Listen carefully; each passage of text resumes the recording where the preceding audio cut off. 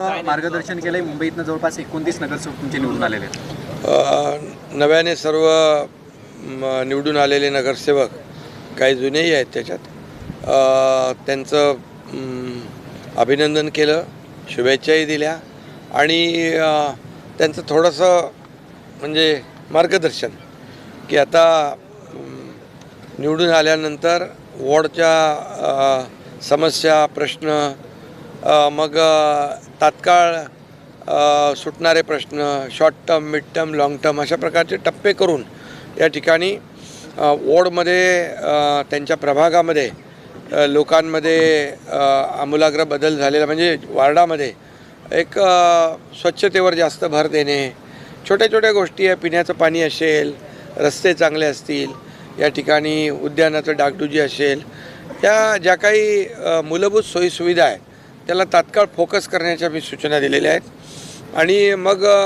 काही अशी ठोस कामं, एक 3-4 ठोस कामं मोठी वॉर्डमध्ये आतापासून प्रस्तावित केली पाहिजे, जेणेकरून कायमची लोकांसाठी ती उपयोगी ठरतील आणि कायमची त्याची एक त्या वॉर्डाची ओळख आणि नगरसेवकाची ओळख ही होईल।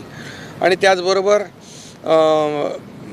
आम्ही शासनाने घेतलेले जे निर्णय आहेत, OC देण्याच्या इमारतींना 20,000 इमारतींना OC देण्याचा निर्णय, पागडीमुक्त मुंबई करण्याचा निर्णय, त्याचबरोबर SRAचे रखडलेले प्रकल्प, रिडेव्हलपमेंटचे रखडलेले प्रकल्प, याला देखील त्यांच्या वार्डामध्ये जे अशा प्रकारचे प्रकल्प आहेत त्याला देखील चालना देण्याच्या सूचना मी दिलेल्या आहेत। आणि एकंदरीत वॉर्डचा एकदम कायापालट कसा होईल या दृष्टीने आपला वॉर्ड चकाचक कसा होईल आणि लोकांमध्ये एक भावना निर्माण झाली पाहिजे की आपला वॉर्ड सगळ्यात आदर्श म्हणजे एक प्रकारचं एक प्रत्येक नगरसेवकाने याच्यामध्ये विकासाची स्पर्धा लागली पाहिजे, कारण मुंबईकरांनी विकासाला स्वीकारलेलं आहे आणि भावनिक मुद्दे जे काढले होते त्याला नाकारलेलं आहे आणि अँटी डेव्हलपमेंट ज्यांची भूमिका होती त्यांना नाकारलं आणि विकासाला स्वीकारलेलं आहे। त्यामुळे पॉझिटिव्ह आणि प्रॅक्टिकल राहणं आणि वार्डाचा विकास करणं, मुंबई शहराचा विकास करणं एक मोठी संधी मिळालेली आहे महायुतीला आणि या संधीचं सोनं करणं हे आवश्यक आहे। अशा प्रकारच्या सूचना त्यांना मी दिलेल्या आहेत। उद्याच यांचा गट देखील शिवसेनेचा कोकण भवनमध्ये जो आपण रजिस्टर करतो तो देखील करण्याच्या सूचना दिल्या आहेत। एकंदरीत मुंबईकरांनी जो विश्वास दाखवलेला आहे त्या विश्वासाला पात्र ठरण्याचं काम आमच्या नगरसेवकांनी, शिवसेनेच्या महायुतीच्या नगरसेवकांनी करावं अशा प्रकारची माझी अपेक्षा आहे। आणि त्याचबरोबर मला आनंदही आहे, समाधान आहे की महाराष्ट्रामध्ये भारतीय जनता पक्ष 1 नंबरचा पक्ष आणि आदरणीय हिंदुहृदय सम्राट बाळासाहेबांच्या आशीर्वादाने आणि देशाचे प्रधानमंत्री नरेंद्र मोदीजींच्या मार्गदर्शनाखाली शिवसेना सेकंड लार्जेस्ट पार्टी म्हणून अतिशय कमी वेळामध्ये पुढे आलेला पक्ष आहे, त्याचाही मला आनंद आणि समाधान आहे।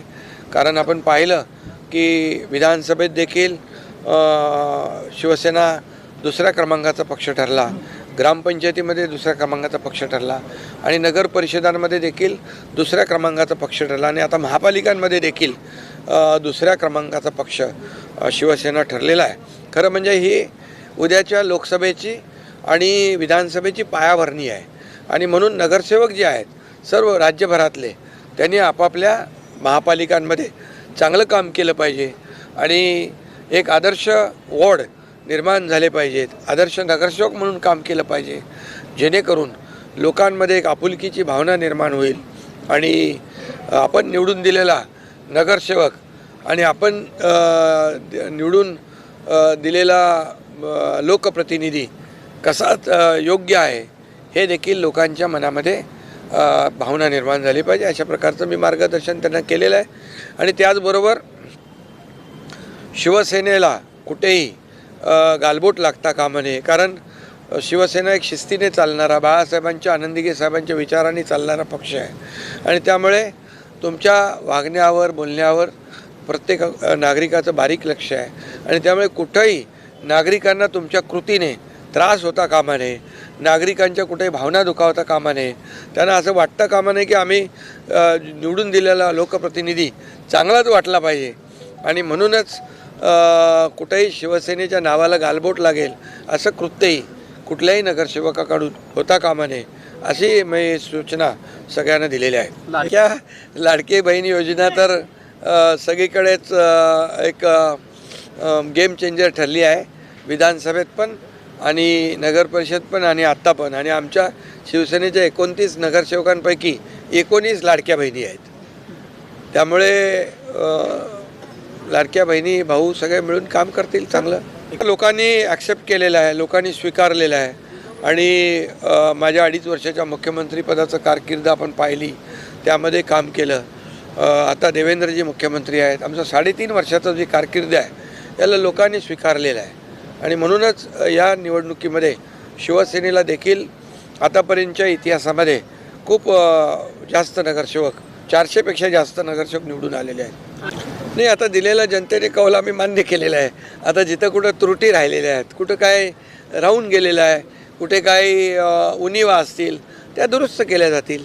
सर, या सर्व गोष्टींना हॉटेलमध्ये नगरसेवक ठेवण्यापासून या 3 दिवस जे हॉटेलमध्ये नगरसेवक होते, विरोधक टीका करतात की शिवसेना घाबरलेली आहे, त्यांचे नगरसेवक भविष्यात नॉट रिचेबल राहू शकतात असे आरोप जे आहेत आता विरोधक तुमच्यावरती करतात, शिवसेनेवरती करतात. अरे, शिवसेना घाबरणारी पार्टी आहे का?